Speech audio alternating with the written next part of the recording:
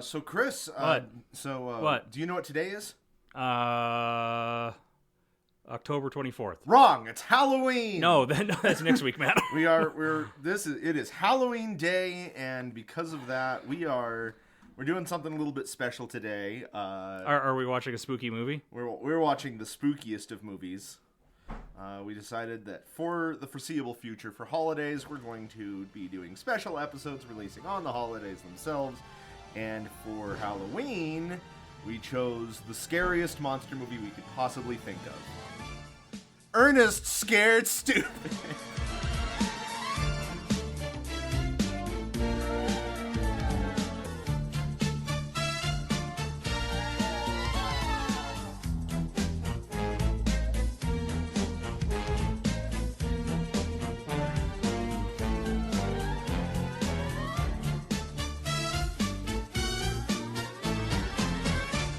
Welcome to Creature Crunch, where we take a movie, we watch that movie, and then we take that monster, we crunch it down, gobble it up, and wash it down with a cold glass of milk. My name is Matt. And I am authentic Bulgarian Miak. And we're here to talk about Ernest Scared Stupid. Yep. A movie from both of our childhoods, for sure. Yeah, definitely. So, kind of revisiting it for the first time in decades, what did we think? Chris, what did you think of the movie? Like, I'm of two minds about it because, objectively, it's a terrible movie. It is not good. But, it's weird because it's a farce. It is 100% a farcical movie. Like, you're not supposed to take it even remotely seriously. Right. And Ernest is not a good movie, but it is a very well done farce. Yeah, rewatching it, I was definitely expecting to have that, the enjoyment completely in nostalgia. Yeah. But I was pleasantly surprised. There were a few jokes that landed pretty hard with me. There was only one that really worked for me, and that was his fourth grade teacher told him to never quit. Right. And then they do it again, and it's not nearly as funny the second time. Right. But that was the only one that really hit for me. I remembered thinking about Ernest as kind of this almost cringe character from my childhood, but rewatching him, I didn't mind him. No. I kind of, Jim Varney brought a lot of charm to the Jim to the Varney role. was incredibly charismatic. And from what I understand, he was just a consummate gentleman, his entire life. So, do we recommend this movie? I don't know, because like I said, it's not a good movie. It's not. There's so much dumb shit in this movie, and throughout my notes, there's why is this happening? Why? Honestly, I would say that if you have an interest in watching this movie, you've already seen it. Yeah, that's all yeah, there is that's to it. yeah. If I could recommend this to you, you've already seen it. I don't know, if you want to introduce the joy that is Ernest to your kids, this isn't a bad place to start. Or if you want to introduce them to spooky movies, this is a good one to start them on, because there's some parts that could be pretty spooky for kids. Mm-hmm. And you can introduce them okay, it's gonna be okay in the end, Right. It's gonna be goofy and funny, but there's still some spooky parts. So yeah, I remember there being parts that kind of got me as a kid, but yeah. I don't know, but yeah, I mean, it's enjoyable. The tricky part is tracking it down right now. Yeah. I mean, there's a lot of places that you can rent it. We actually watched it on our local library's The library site. comes through again. You're welcome. Yep. When I looked online to see where else it might be available, I was looking at a resource that's this is where you can stream all the movies, and our local one is the only one that came up as free. And it's okay, well, I guess I'll admit I didn't have a library card before. I do now. Hey, all right. Oh, that's cool. I usually use my wife's, but yeah. But anyway, if nothing else, I successfully got you a library card. You did. So you absolutely did. So the movie itself, it was directed by John R. Cherry III. That's a hell of a name. Yeah, who is the man solely responsible for Ernest? Yeah. He, if I'm not mistaken, he directed the original commercials, or some of them anyway, and I think he directed all but one or two of the Ernest movies. Yeah, correct. Ernest was created by him for a series of local advertisements by John Cherry's company, Carden and Cherry. The character was apparently based on a man who worked for Cherry's father, about whom Cherry described as a man who thought he knew everything but did not know anything. And I mean, that's Ernest to a T. This is the 5th movie in the Ernest Cinematic Universe, the ECU, if you will. Yeah, like the Ernest verse. okay, I like a couple years ago, I went down a bizarre rabbit hole and watched Neil Cicerega's like review of all of the Ernest movies, and like the first Ernest movie isn't really an Ernest movie; it's like a spy caper almost, and the villain does the split personality thing like they do with Ernest in all of the movies where he's wearing different costumes and talking in the same voice over and over again. Right. And Ernest is one of the villain's like split personalities. And that was the birth of Ernest in film. I honestly did not know that. I don't think I've ever seen that one. I haven't either. I've just... That's wild. Yeah, I can't even remember what it's called. It's like, it's a spy caper. It's so weird. Like... just... Well, the whole thing is just... You couldn't do this anymore. Like, no, Ernest would not happen anymore. It is such a weird concept. Like, they've tried to do it with, like, the Geico cavemen and shit like that. And it's always super dumb. It never works. And is honest, usually somewhat racist. Right. But this would be like, if they gave Flo from Progressive, like, a series of movies. And the first one, she was a bit character in an Alien movie. Like... Yeah, that's a good... Yeah. So obviously, as we mentioned, it stars the late Jim Varney, who's best known for the Ernest roles. Newer audiences might recognize him as the voice of Slinky Dog in the first 2 Toy Story movies. But we also have Eartha Kitt as Frances Old Lady Hackmore. You may know Eartha as she's an award-winning singer, and you might also recognize her voice. She's she voiced Yzma in The Emperor's New Groove by Disney. She also played Madame Zeroni in Holes, which I've never seen. Film adaptation of Holes, but she's a very charismatic woman. She's so good. I love her. The special effects were created by the Chiodo brothers, who also worked on Killer Clowns from Outer Space. And in fact, in the last scene with all of the different troll spawn coming up, a lot of the masks that they use are reused Killer Clowns. That's interesting. Yeah, they're just repainted. Yeah, they did quite a few times. There's a scene with the bullies that are being pelted by pizzas. Yeah, and the pizzas are actually reused props from TMNT 2: The Secret of the Ooze. Those pizzas have had a lot of miles put on them. Yep.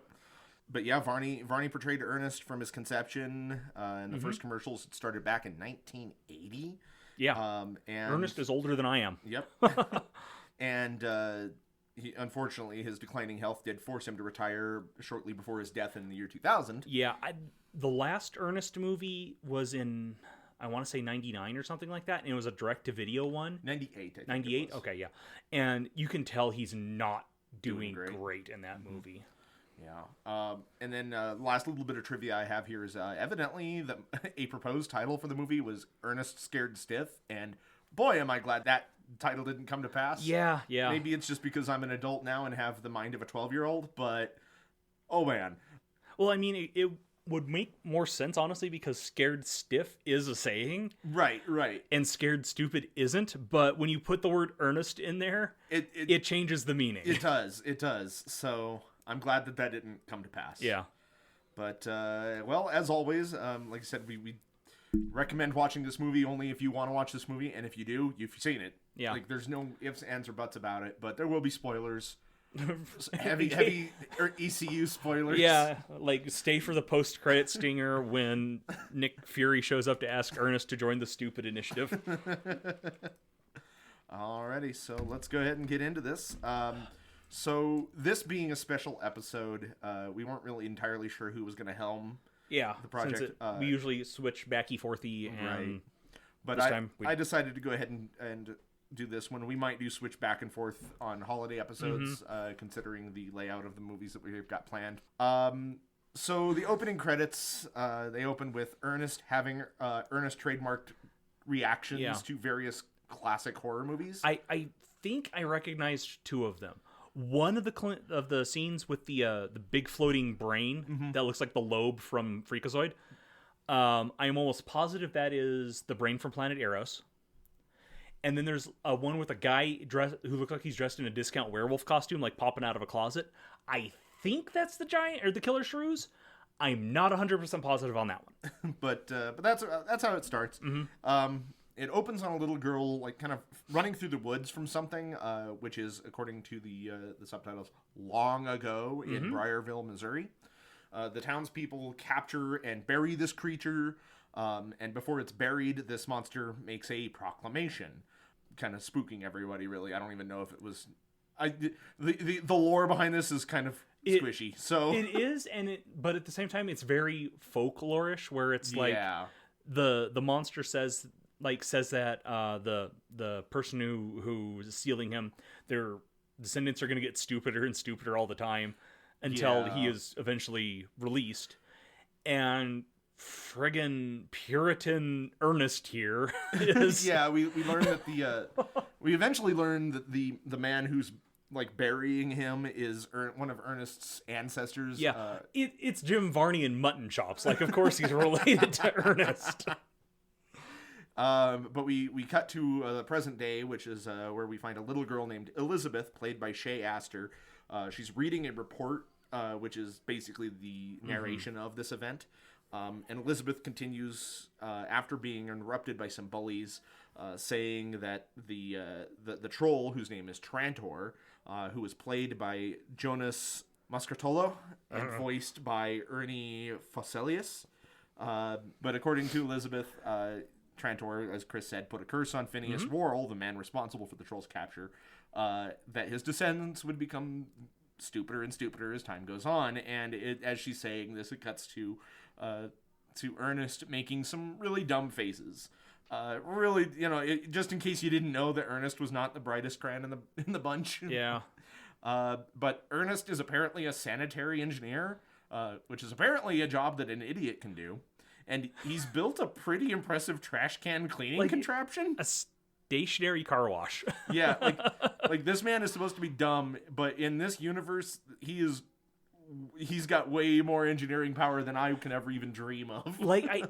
And this is something that they go back to in a few of the other movies where he's like a weird inventor, kind of, because they do that in a couple of the other ones. And I don't know why that's a trait that they fell on for him. I think it's just because for kids, especially in the 90s, like having cool contraptions and machinery made out of junk and trash was a novel idea. Yeah. It was just kind of neat. And I mean, to be fair, it's inventive for sure.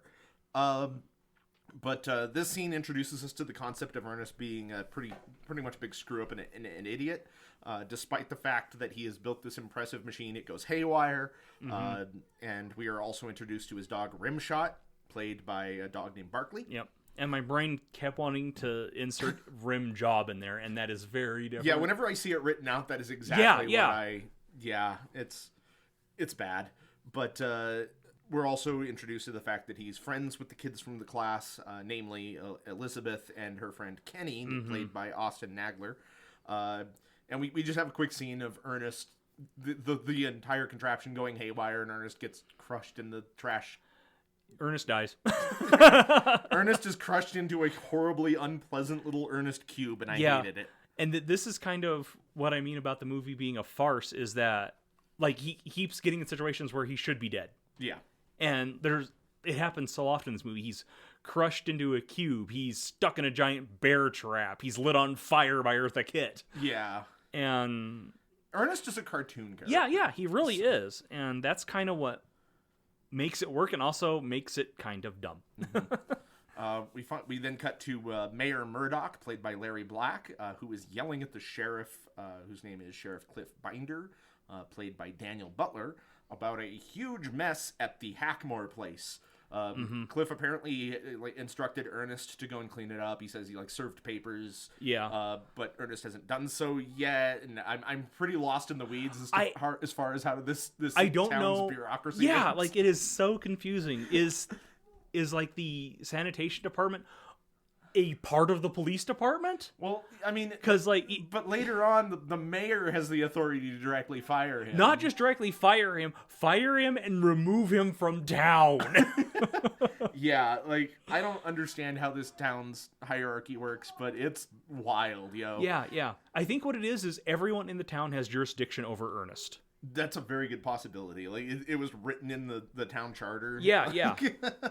That the whirls are at the bottom of the heap, and anyone can order them to do anything, and they just have to. They just have to do it. They just have to shtick their way out of it. Yeah, yeah. We see Ernest driving by with the kids in his truck, which is against regulation, but you know, fuck the police.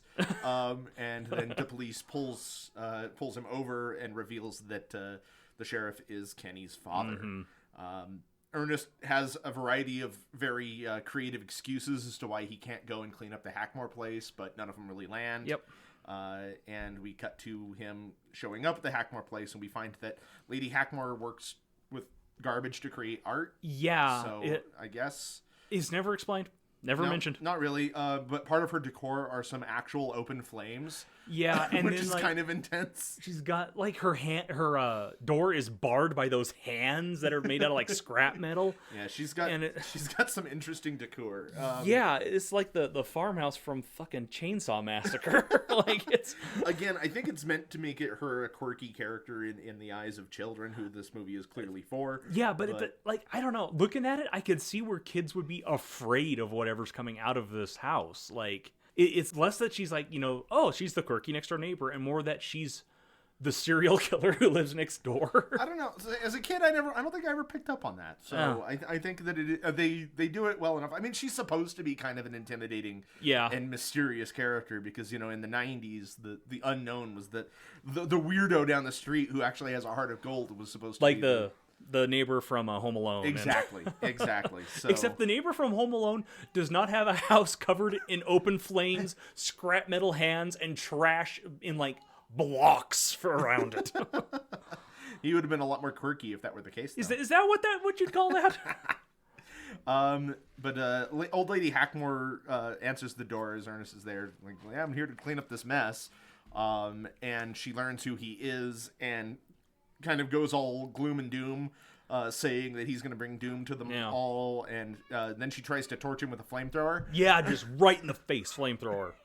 We cut then to Elizabeth, Kenny, and their other friend Joey, who's played by Alec Clapper, being bullied by Matt and Mike Murdoch, who are played by Richard Wolff and Nick Victory, respectively. Bullshit, that kid's name is Nick Victory. That's a made-up name. They asked that kid like what his name was, and he just wrote the coolest thing he could think of. I should probably not let you know that I've taken notes, and he's going to be an NPC in a future campaign at some point. Fuck you. They end up tearing down these kids' makeshift haunted house. Again, we've got a little bit of more of that like kind of childlike creativity that's supposed to add whimsy and wonder to the viewer, and like things that directors and writers of movies always assumed that all kids did, but I never did. Right. I never had a fucking treehouse. Bitter about that one. I'm sorry, Chris. I mean, Kenny kind of runs to Ernest for help, and Ernest tells him that he needs to learn the self-defense from Botswana, who defeated the Ottoman Empire. And I had no idea what was going on in this scene. All I did, I saw Ernest like doing brown face dressed as a Mongol and got upset. Yeah, like I was like when that showed up, like I had completely blocked this sequence out of my mind and these bits. And when I saw that, I was just like ready to like, oh god, here come the racist caricatures. And fortunately, it's the only one, I think. Yeah, brown face is pretty bad though. It's up there. It is up there. But I was expecting to pull out the racist Chinese man. Yeah. And instead we get brown face and Ernest doing man in dress jokes, which is not great either. That's fair too. Two different ones. Two of his personas are men as in dresses, and it's like, I guess this is the obligatory like it wasn't okay then and it's not okay now kind of thing. But that's what we've got. And it's not as bad as it could have been, which is like there's definitely worse things from the 90s, like Mrs. fucking Doubtfire and shit like that. It's not as bad as it could have been. Like that's what you can say. It's still not good. It's not good. I'm putting it out there. I am castigating Ernest. All right. Not good. It's not as bad as it could have been. All right. You know what? No arguments here. But yeah, he jumps from persona to persona to demonstrate what he means. Also, I just hate these jokes. Like, I don't care for these. None of these flew. They're not funny. They're just weird. And Jim Varney is trying to do other voices while still... He's doing... Ernest doing other voices. Right. And it doesn't always work. No. Like, when he's doing the Australian guy, like, it just sounds like Ernest slowed down. Yeah. It's just skip the scene. But yeah, Kenny eventually takes from this assault of information that they basically need to build a treehouse. Yeah. I couldn't tell you how he got to that point, but whatever. They keep mentioning the high ground. Like, yeah, that's whatever. Led by Ernest, the kids then go searching through the forest for a suitable tree. They eventually find the most ominous one that they can find, which naturally... I do like Ernest checking out the different trees and trying to find the perfect tree for the treehouse. Like, he's knocking on one. He's like, no, we can't use this one. The acoustics are bad. Yeah. He's like, oh, this is a good tree, and he taps it and just falls over. Oh, never mind. But, it's another one of those scenes where you, like, honestly, the humor in this, it's not mostly, also ignoring the previous scene. Yeah. The humor in this is not bad. Like, I found Ernest's lines to be... they're not grating. No. They're just not grating. Like, for the most part, Jim Varney has very good comedic timing in this one. I mean, you can tell it's like the fifth time he stepped into this character in a movie, and he'd been doing the character for 15 years by this point almost. Right. And so he knows the character inside and out. It's his character, and he knows comedic timing very well. Yeah, and it really shines through.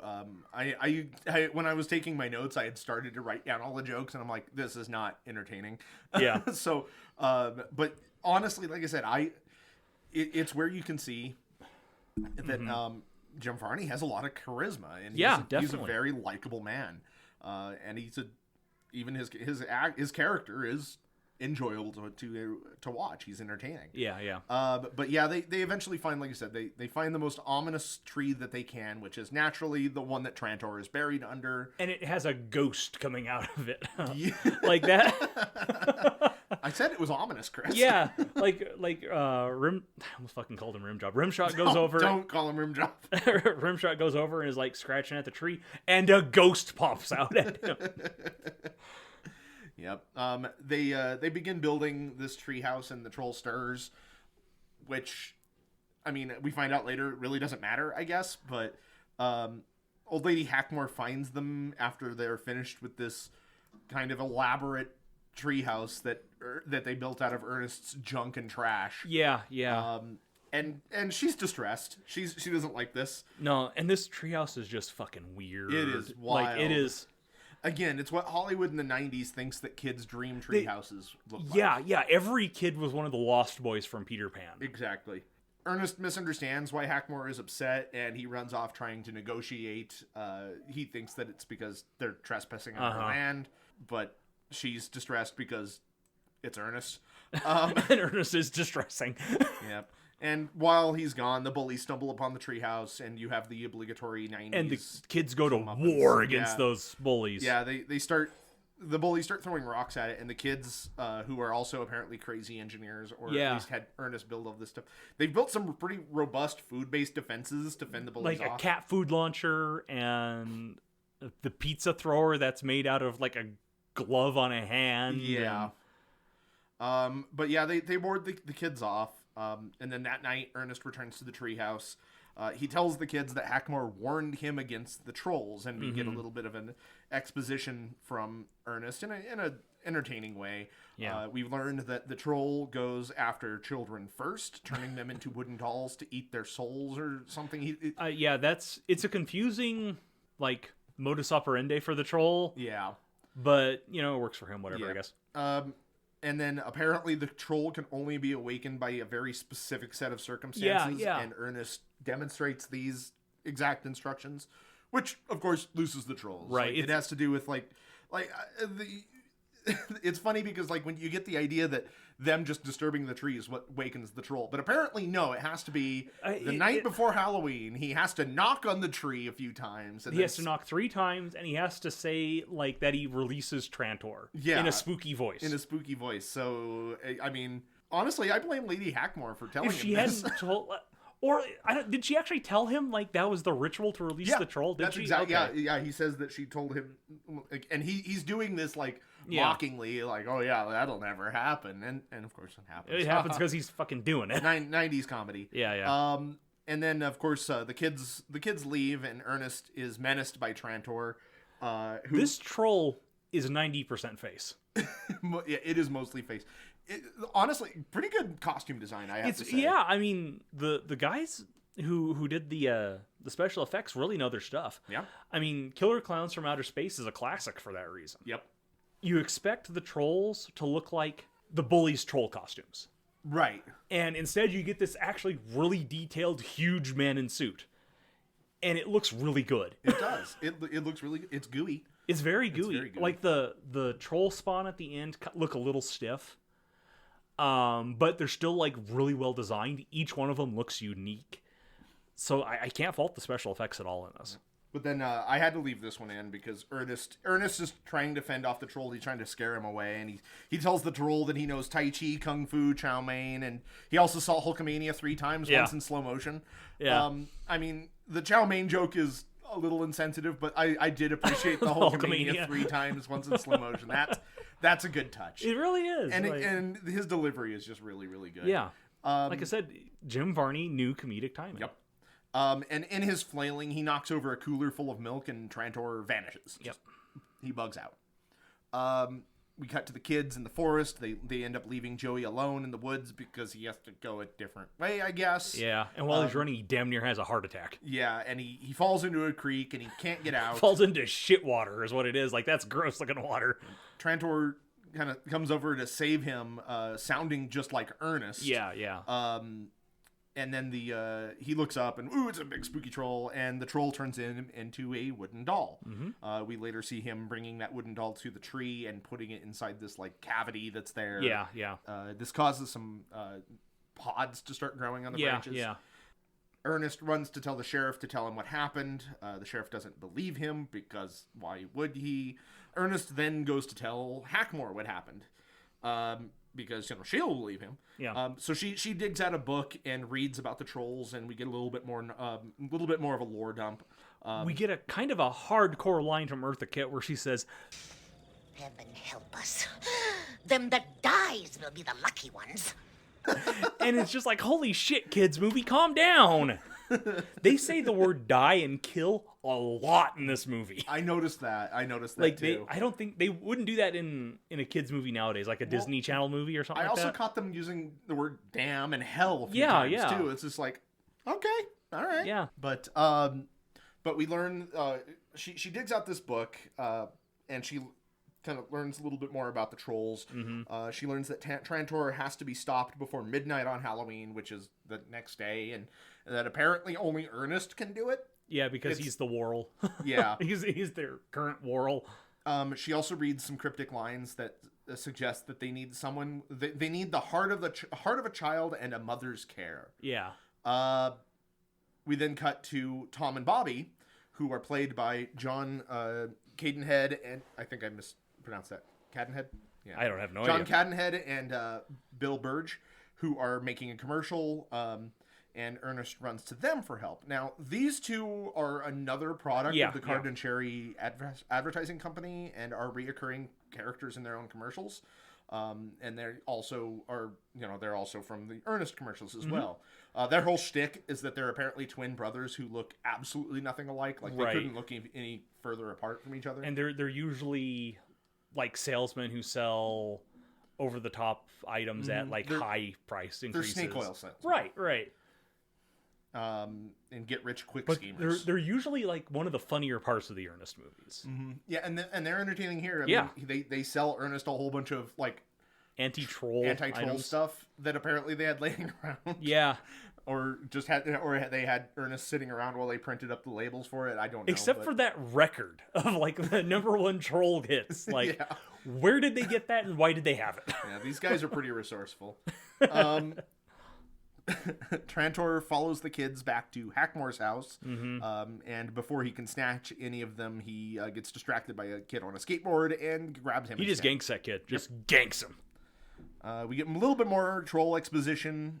We did, when we were talking about Hackmore, we did miss one of the greatest lines in the movie. Okay. And that's when Eartha Kitt tells Ernest that he is, in fact, the baby. He's the boy. He is the great redneck hope. Oh, yeah. You're the seventh son of the seventh son. You're the baby. You're the boy. You are the great redneck hope. Yeah. I don't understand. Oh, man. And that's just such a weird line. It's a weird line read. Yeah. It scans weird. But yeah, we do get some more troll exposition. Whitmore explains that Trantor only needs to dollify 5 kids in order to unleash his army. She suspects that the pods have already sprouted, and that if trolls come in pods, just like Tide. Yep. Yeah, apparently if these pods touch the ground, all is lost. Ernest is relieved to learn that the trolls will only go after the children. This is one of the lines that legitimately you mentioned that to me, that was one of the ones that really got you. It got me good. He needs 4 more souls before he can release his army and start to capture the children all over the world. Just the kids. It's like, oh my god, that was good. That was good. Ernest don't give a shit. No. He's ready to get out of here. We then see Ernest setting up a troll trap out of a dumpster, and he decides to start running patrols around town while Kenny heads off to get his dad. Yeah, and this dumpster has like the weirdest payoff of anything in the movie. And we'll get to that. I'm just saying. I'm putting that out there. We have a lot of scenes too where Ernest gets, like, we cut to Ernest like setting a giant bear trap. The fucking bear trap, like, wow. See, it's again one of those, like, it's the writing, cartoon, it's farcical. It's cartoon, it's farcical, and like, honestly, the writing got me to chuckle. It's like, because Ernest is he wants to use Rimshot as bait, and he dressed Rimshot in like human clothes as like a little boy. Yeah, and he's he happens to mention that Rimshot is Rimshot. You're a cute dog, but you're one ugly kid. Yeah, and then so the implication is that while he's setting it, he gets in a precarious position and needs Rimshot to give him a stick, and Rimshot won't do it because he hurt his feelings. Yeah, and it's like, and the dog actually has a great expression on his face. The dog's a good actor. The dog is very good. Like, that is a talented dog. Way to go, Barkley. But yeah, we then find Elizabeth. I guess this is Halloween night proper, and Elizabeth is in her room. She's freaked out about the whole situation. Her mother is like trying to encourage her to go trick or treating, but she's like, "No, I don't want to. Check under my bed. Check under my bed. I heard something." Yeah. And her mother is reasonably like, "No, you're too old for this." And then we have a kind of a horrifying... This is a scene that I think could actually scare a little kid. Oh, absolutely. I think it did with me. She checks under her bed, there's nothing there, and then she rolls over. There he is! Yeah, and like I've seen that exact scene in like a bunch of different horror movies where the kid or whoever looks somewhere, oh, there's nothing there, so they roll over in bed, and oops, monster in the bed. Trantor then later uses Elizabeth's voice to lure Kenny away from another boy. Who's trick-or-treating, and then he grabs this other boy. So another little demonstration that these trolls can mimic voices, or at least Trantor can.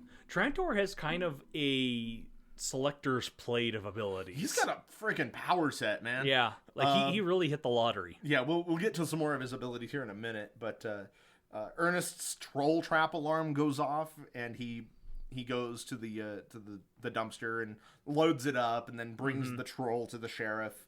And when he gets there, Mayor Murdoch is reporting to the sheriff that his boys are missing. Ernest then reveals what he's caught, and of course it's the mayor's kids, the bullies. What the hell were they doing in that dumpster? I don't know. Maybe like I want to see that. Like, why did those kids crawl in that dumpster that was like, trolls, come in here, free kids? Yeah, well, maybe they just saw the kids part and they're like, oh, there's somebody we can bully because we're 90s bullies. Yeah, we're bullies because bullying. Yeah, that's our identity as bullies. And because they're the mayor's kids. Yeah, like, I don't know. But regardless, that is what happens. The mayor, as we mentioned before, has the authority to fire Ernest. Yeah. And then he heads off to the school for the big Halloween party. Yeah. I do have to say, like, when there's all those people yelling at the sheriff, like, that their kids are missing or that, different things have happened, there's that one dude in the bee costume. And he is so mad. Yeah, he is. And if memory serves, he's not even there to complain about, like, because most of the parents are complaining because their kids are missing. Their kids missing. There's the guy from the supermarket who, like, passed out and pointed a shotgun at Ernest. Yeah, that happened. But, like, the bee guy is there to complain that his trash hasn't been picked up. Yes. And he is furious about it. But yeah, we have Ernest has a sad sack moment before Rimshot finally motivates him into action. He goes to the tree and finds the pods growing, likening them to Brussels sprouts, and forever linking my memory of this movie to those vegetables. That's really funny. Like, anytime I see Brussels sprouts, I think of this movie. I cannot help Troll it. pods. Yep. It's just how just sense memory just triggered. But he's attacked by Trantor on his way back, and we now get to see some of Trantor's other abilities. And the fact that he's got a damn sword. He's wielding a scimitar. That's crazy. He has apparently got a fog breath attack that shatters the windshield. He is incredibly strong as he's pulling a moving truck with a rope. Yeah. Ernest and Rimshot also like back up and run him over while he's doing this, and he's unfazed. I really hope that the costume was empty when they ran it over, because otherwise that person probably got hurt pretty bad. Yeah. I have to imagine that that's the case. I hope so, but like... Either that or that was the last scene they filmed. Who knows? Yeah. Ernest ends up falling into a metal barrel, falls out of the truck, and is hit by Tom and Bobby. That goes nowhere. Because then it immediately cuts to Ernest going to Hackmore's place for help. And Eartha Kitt tries to pop him out of that can with a giant can opener. Like a giant can opener. Friggin' whose line is it anyway, prop? Yeah, it really is. While she's cutting him out, Ernest discovers that 2 of the pages in the book are stuck together, and he pulls them apart to reveal that trolls are weak to something, but the 3rd letter is faded and unreadable, so it says, M-I something K. So armed with this knowledge, Ernest goes to the school to confront Trantor, who has also gone to the school Halloween party. Shortly after Ernest gets there, he dolls Matt Murdock in front of the kids and parents, and the cat's kind of out of the bag now. But yeah, while Ernest heads inside to confront Trantor, Hackmore sees a mother and her daughter kind of getting into a fight.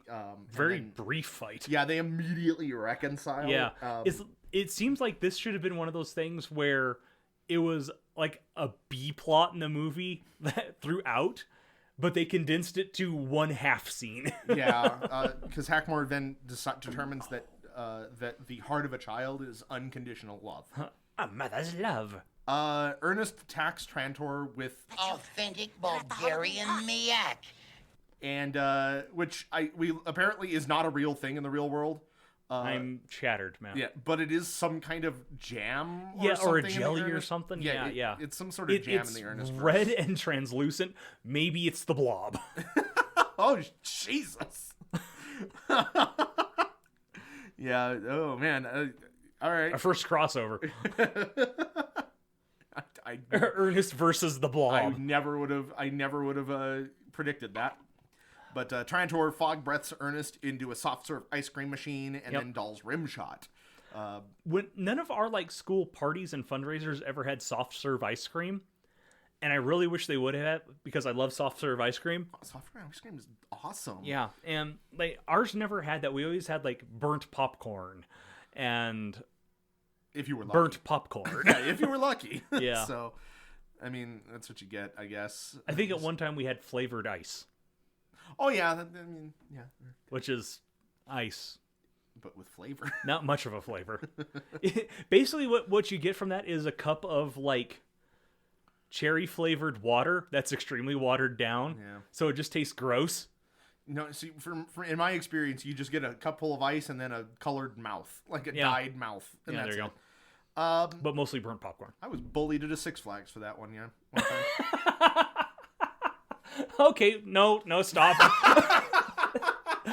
Full stop, time out on the podcast. You have to tell the story of how you were bullied at a Six Flags. There's not much to tell. I was there with a friend.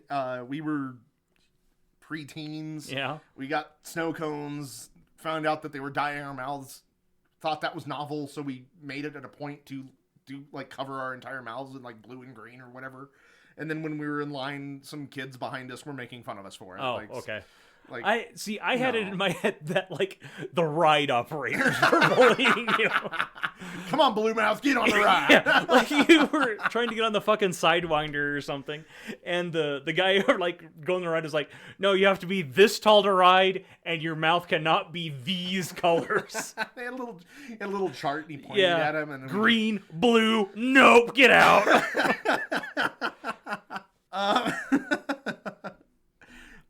But yeah, where? Oh man, Where do soft serve ice cream? Soft serve ice cream. Yeah, that's where we got off. Yeah, track. he Wow. dolls Rimshot.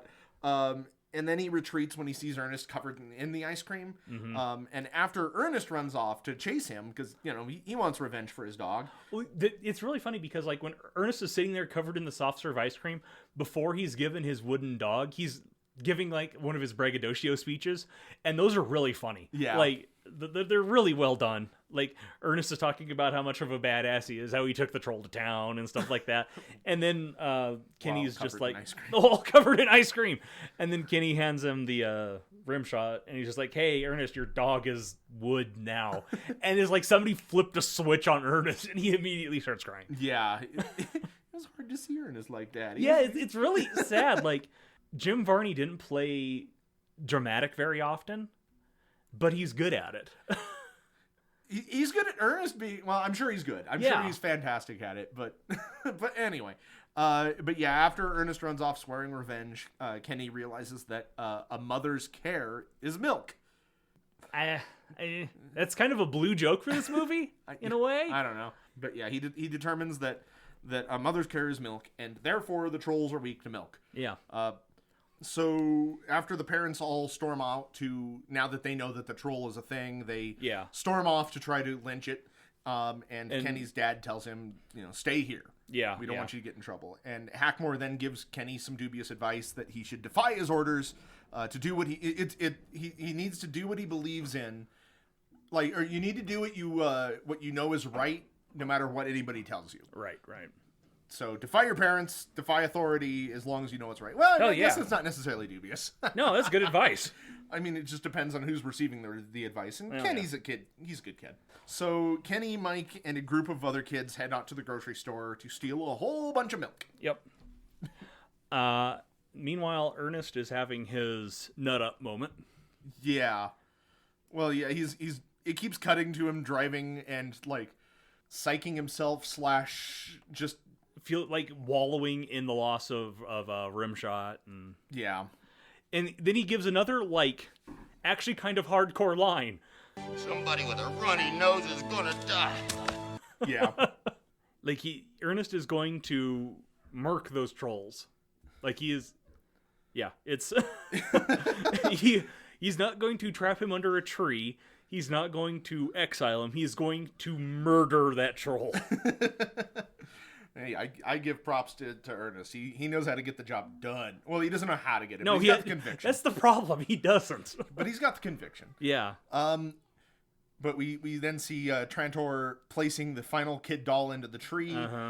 Ernest arrives in time to watch the pods begin to drop, and he tries to prevent this. He does a very poor job, and each pod grows into a new troll. Yeah. Just kind of sprouts from the ground. Like, when they're showing the pods earlier, we only ever see, like, 3 at a time. There's apparently a ton up there. Yeah, there are dozens. So, and then the reused killer clowns from outer space Max go on a rampage. Yeah, and like you were saying, there's some really unique designs. They're all kind of stiff. They don't have a lot of articulation for a lot of them. You can tell they were, like, background clowns in that movie. And now they're called up to star in center stage, and some of them aren't quite ready for it. But they still look really good. They're just stiff. Yeah. And then most of them are just on screen for a few seconds anyway, so it's not that big of a deal. No, it's not. It's just... The town shows up just in time to be menaced by this army of trolls. And then Kenny and the kids get there to save the day with super soakers full of milk. Yeah. I've never tried to shoot milk through a super soaker. I think it would be too thick unless it was really watered down. I mean, it's a possibility. I don't know. I've never really thought about the logistics behind this. I've never been inclined to do this. Yeah. I've never been faced with trolls who are weak to milk. No. But, like, Kenny is, like I said, Kenny just kind of drew this conclusion earlier in the film that, or just, a scene or two ago, that these trolls are going to be weak to milk. And he's so confident of this that he runs in front of we have a scene where one of the trolls swallows the sheriff's bullets. That is wild. Yeah, after handcuffing him to the cruiser. To the patrol car. And another troll starts whapping the troll in the back of the head with a paddle, and it makes him shoot at the sheriff. Yeah. So, and Kenny is so confident that milk is going to work that he just steps right in front and starts spraying. Yeah, yeah. Like, if that kid was even off by a little bit of that mark, like, we would have had a Swiss cheese boy. This would have been a very different movie. But, no, the milk works. Yeah. Causes the trolls to melt into gooey, horrible, gross piles. Pretty gross, honestly. Yeah. Like, it's another thing where the special effects are really good, and they got big goopy piles. Yeah, I'd read that this was one of the scenes. Used to play like, bass for big goopy piles back in college. while the trolls are being slaughtered... While the trolls are being slaughtered, the kids are running around like freaking Rambo, just throwing milk grenades and Kenny has a squirt revolver full of milk.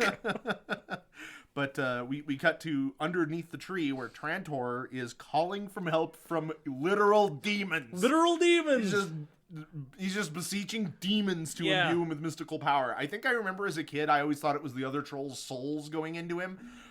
And I mean, I think there's a slight implication there, but no. Trantor is sitting there literally talking to demons. Yeah. And like, wanting darkest demons, give me the strength. Jesus, this escalated. Yeah.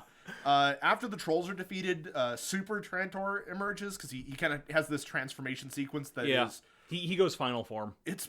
It's an effective transformation sequence. He's too. like full of antlers and spikes. Well, and... it like shows his ears, and you got little tendrils kind of grow out of his ears and start wiggling around, and it's just like, oh, this is something out of John Carpenter's The Thing. I hate this. Yeah, he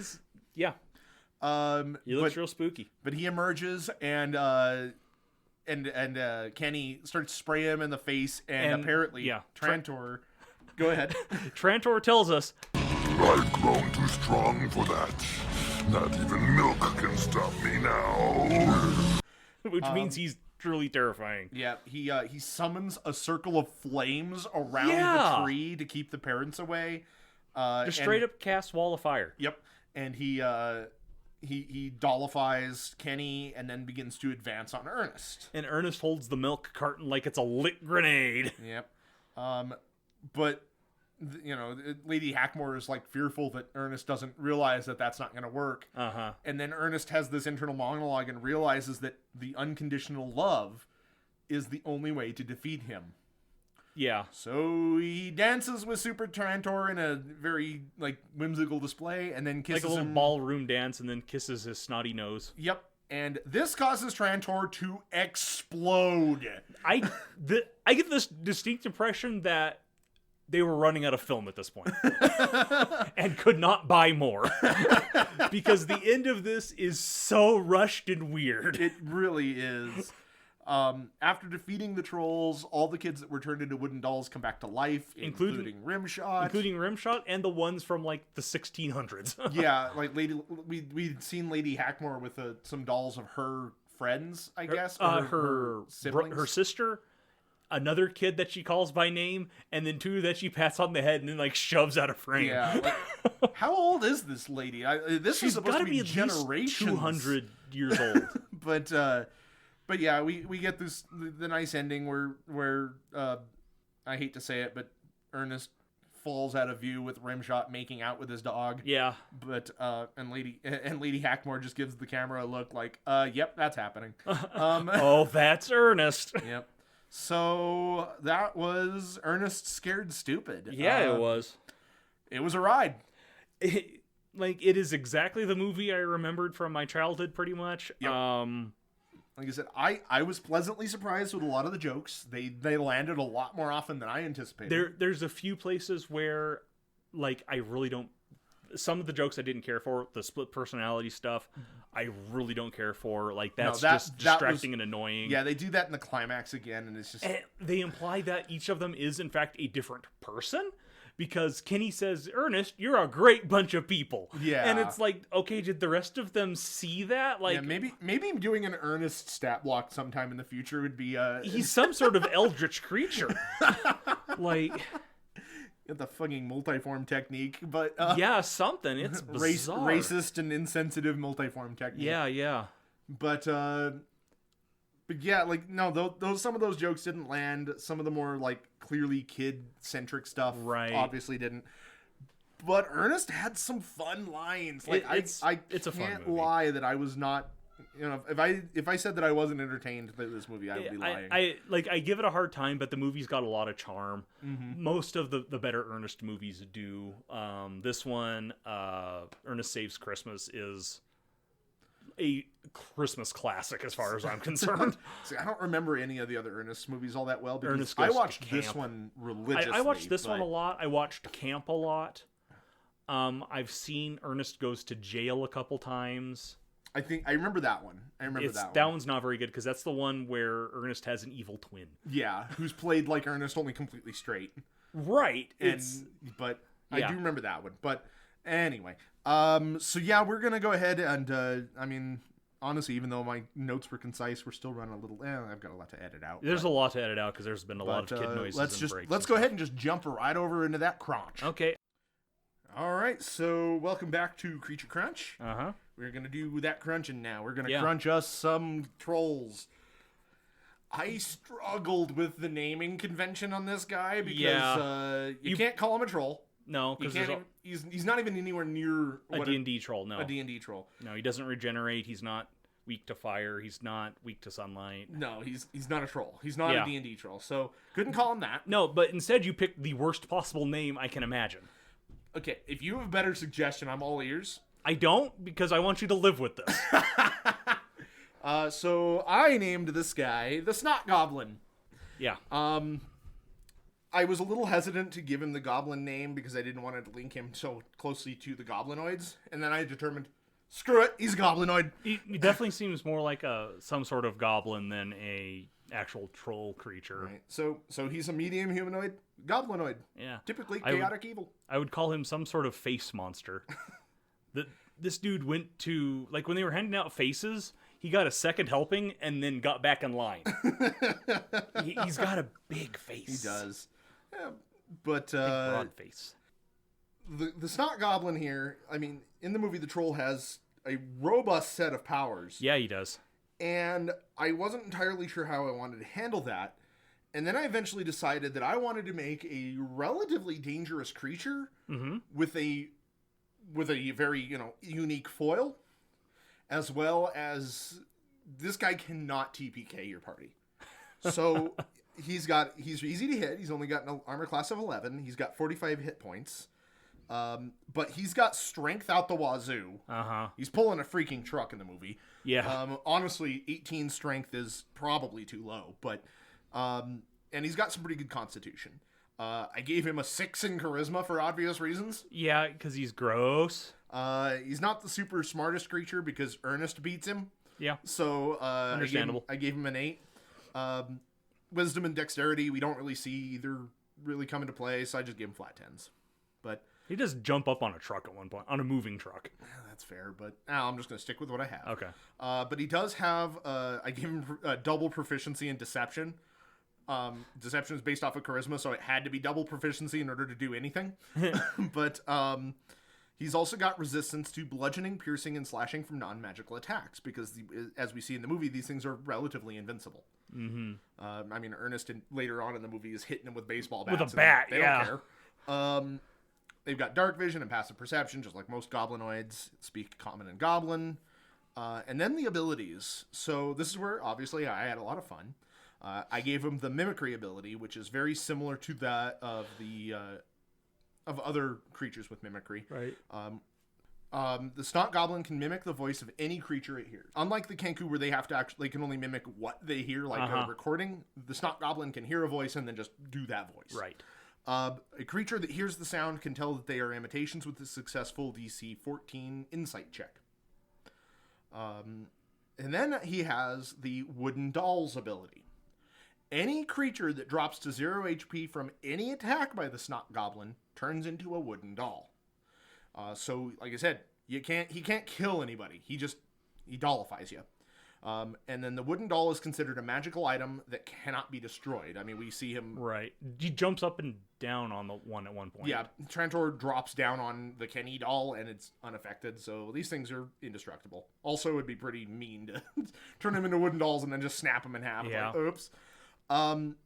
But if 5 of these wooden dolls are gathered to within 5 feet of each other, 1d12 fully grown snot goblins are created in unoccupied spaces within 30 feet of the wooden dolls in 1d6 rounds. When the snot goblin dies, all wooden dolls it has created return to life with all of their hit points restored. Okay, so now I have to ask, can the snot goblins who are created by the wooden dolls create their own wooden dolls and thus create more snot goblins? I might need to put a stipulation on that. Like, I'm just worried about, like, what these things are going to do to a population once they... These things are going to breed out everything else. Maybe... But they also have a deadly lactose intolerance. They do. If the snot goblin comes into contact with milk or any substance that contains milk, it immediately takes 10d8 radiant damage, which on average is the exact amount of health they have. Yeah. So Now, one of our party members tends to go for the decanter of endless water. you got an easy snot goblin deterrent. If you can put some sort of milk in that, or like an alchemy jug or something like that. Alchemy jug would be good. Yeah. Yeah, alchemy jug would be these things foil. So, I mean, the trick is, and it would require Or a cow. Or a cow. Well, I Just mean, travel with a pregnant cow. I mean, you in the movie we see these things running away from imagery of cows. So Yeah, it's true. It's true. It makes sense. The trick on this is for the DM to like introduce or for the players to figure this out in some way. Yeah. Hopefully you're doing it more than just like a simple insight or like knowledge check or something. But, What they need to do is have a book that has the word milk and then one of the letters is gone. Yeah. Award inspiration for Miak jokes. Or actually have Miak be a thing Yeah, it in could your be. world. Yeah, if we were doing a Critter Kibbles, we'd have a field day with this. But Would we? I don't know. What? No. What would you do? Miak. What would Miak do?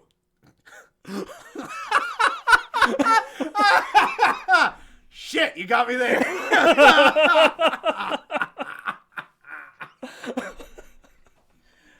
I'd want an Ernest stat block.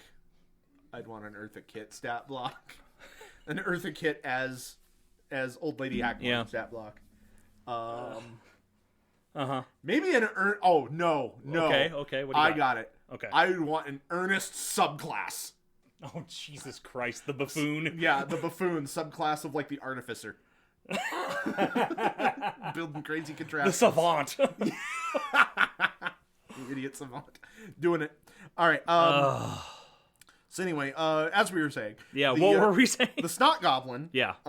Is his attacks. He's got abilities. 2 of them.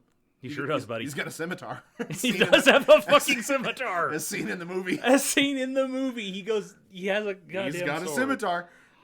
Ugh. This movie. It's a lot. And then he has Wind Breath, which is a recharge on a 5 or a 6. Mm-hmm. The Snot Goblin exhales wind in a 10-foot cone. Not a very range-heavy ability, but each creature in that area must make a DC 12 Constitution saving throw or be pushed 5 feet. Each creature in that area must make a DC 12 Constitution saving throw or be pushed 5 feet away from the Snot Goblin and be knocked prone. All right. And that's the Snot Goblin. That's what he do. But because this is a special holiday episode, I wanted to do more. And I Okay. made the Snot Goblin Overlord. So this is Super Trantor. This is Super Trantor. Okay. Mostly the same statistics. I beefed his HP up. He's got now 10d8 plus 30, average of 75. Mm-hmm. Instead of deception skill, he has an intimidation. That makes sense. He's a higher challenge rating. He's a 5 instead of a 3. On his damage immunities, I can't help but notice you forgot one. Here, Okay. I'll add it real quick. There.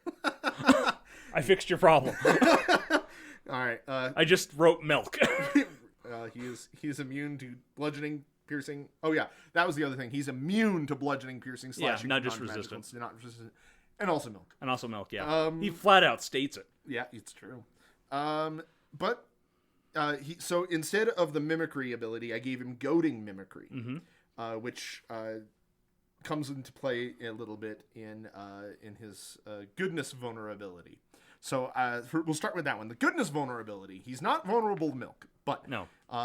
If the Snot Goblin Overlord is shown compassion or kindness, it takes 5d8 radiant damage. I don't know how you translate compassion or kindness into the game. You give him a high five in the middle of combat. Like, again, it's one of those where the DM is just going to have to try to figure out how the players know this, and then could make a fun encounter after that. But really, this creature was built with the player in mind, the player who does not like combat, in mind. This is the puzzle monster, and the solution to the puzzle is kiss him. But yeah, however, got to kiss the troll. however, that's only half the equation. Because if the Snot Goblin Overlord was attacked since its last turn, it is immune to this damage. Yeah, so you can't show him like aggression and then smooch him. Yeah, you can't give him a hug and then stab him while you're hugging him and being like, haha, you've lost so much HP.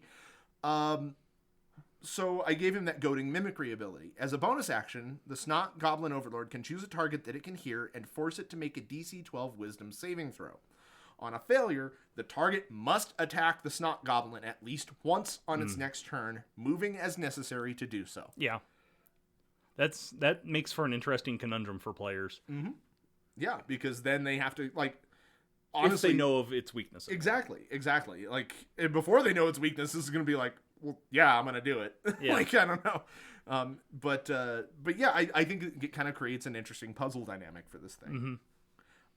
And then I gave him, of course, innate spellcasting, which his spellcasting ability is Wisdom, which is not great, but whatever. But he can innately cast the following spell, requiring no material components. You want to know what spell that is? What spell is that? That's Wall of Fire. Okay, that makes sense. And then his attacks, he's in his Overlord form. He loses the scimitar. He's ditched the scimitar, and he's just got some wicked claws. So that's what he has. Yep. He's got claws and multi-attack. He can attack twice with them. That's it. That's cool. So yeah, them's the Snot Goblins, you guys. I wanted to go more humorous with this one, I guess. I mean, it is a humorous movie. Mm-hmm. No, I like them. They're good. Yeah. Do you have any notes? I mean, I know I already added the one. You added the one, and I appreciate that. And we did fix the wooden dolls ability. Mm-hmm. But anything you want to add? Any input you have? It's pretty good from where I'm sitting. Well, all right. I ain't got nothing over here. Sweet. So I am not going to participate in the creation of Snot Goblins. You already have, Chris. You're an accessory. This is on you. This is your fault. These are your children. Yeah, but your fingerprints are on there too. Only in the milk. So I guess we don't really have. I don't really want to do a pick for next time because. Well, no, because this is a bonus episode.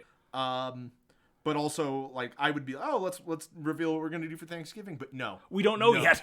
Well, we don't know, but also it's going to be a surprise. To us, some too. Ideas. We've got some ideas. We went through and we were looking for Thanksgiving movies, and there's some winners there. So thanks for listening. Yeah. We really appreciate it. If you did listen, I don't know why you would. I do, because we're hilarious. We are hilarious. And I'm adorable. It doesn't come through on the voice, but I am. But thank you for listening. We really do appreciate it, though. Yeah. As always, you can follow us on Twitter at Creature Crunch, Patreon, our Creature Crunch. On our Patreon, we do the bonus Critter Kibbles episodes. We aren't doing ones for the holiday episodes because they're just kind of special anyway. They're already bonus episodes. You can't get milk from a. Finish it. I got Green Goblin voice. Finish it. I was going somewhere different, and my brain fell asleep in the middle of it because I've been up for 24 hours. I was I was trying to do you can't get blood from a stone, and then my brain was just milk. Put milk in there. And I was like, okay, cool brain. We're putting milk in there. How are we going to finish this? I don't know. Milk. So much milk. Just put milk in there. Oh my god. Well. So yeah, that's. Anyway, have a happy Halloween. I hope your goodie bags are filled with milk and Trantor goodies. Wooden dolls, authentic Bulgarian miak. of course. Which may be the blob. We're not certain yet. To be determined. To be determined later. TBD. Which, if I'm not mistaken, actually, the episode that this is coming up alongside is our blob episode. That is amazing. Go us. Great timing. Yep. Way to go, Chris. But yeah, if you have any suggestions or anything else, you can also reach us out to us on our email, creaturecrunchpodcast@gmail.com. Yep. And if you really, really want to follow us, Chris, where can we find you? You can find me at the Library C, that's CEE. And you can find me on Twitter at Danny_Hamsteak. And you can also check out our other podcast, Shouting at Dice. Which may be updated at some point. We don't know yet. Possibly. If I could find those audio files. Find the missing sessions. If I find the missing sessions, or if I can get inspired to muscle through the bad recordings of the ones that we're currently doing. Yeah. But, yeah. We really would appreciate it, though. Thank you again so much for listening. We really do appreciate that. So Happy Halloween, you little goobers. Happy Halloween, and we will see you next time.